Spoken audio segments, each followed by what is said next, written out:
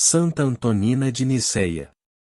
Antonina é o feminino do antigo nome latino Antônios, derivado, provavelmente, do grego Antionos, que significa nascido antes.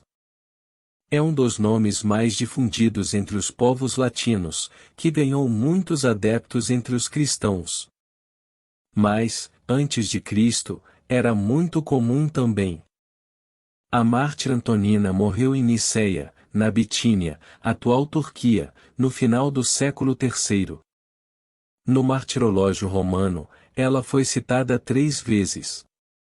Dia 1º de março, 4 de maio e 12 de junho, e cada vez de maneira diferente, como se fossem 3 pessoas distintas. Vejamos o porquê.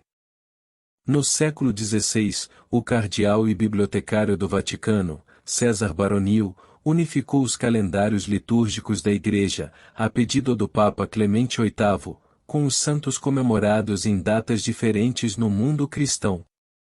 A Igreja dos primeiros séculos foi exclusivamente evangelizadora. Para consolidar-se, adaptava a liturgia e os cultos dos santos aos novos povos convertidos. Muitas vezes, as tradições se confundiam com os fatos concretos, devido aos diferentes idiomas, mas assim mesmo os cultos se mantiveram. O trabalho de Baronil foi chamado de Martirológio Romano, uma espécie de dicionário dos santos da Igreja de Cristo de todos os tempos. Porém ele, ao lidar com os calendários egípcio, grego e siríaco, que comemoravam Santa Antonina em datas diferentes, não se deu conta de que as celebrações homenageavam sempre a mesma pessoa. Isso porque o nome era comum e os martírios, descritos de maneira diversa entre si. O calendário grego dizia que ela foi decapitada, o egípcio, que foi queimada viva, e o siríaco, que tinha morrido afogada. Mais tarde, o que deu luz aos fatos foi um código jeronimiano do século V, confirmando que apenas uma mártir tinha morrido, em Niceia, com este nome. Antonina sofreu o martírio no século IV, durante o governo do sanguinário imperador Diocleciano, na cidade de Niceia. Ela foi denunciada como cristã, presa e condenada à morte. Mas antes a torturaram de muitas maneiras.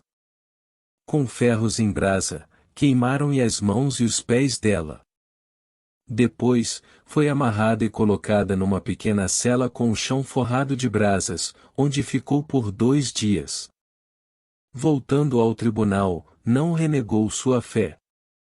Foi, então, fechada dentro de um saco e jogada no fundo de um lago pantanoso na periferia de Niceia.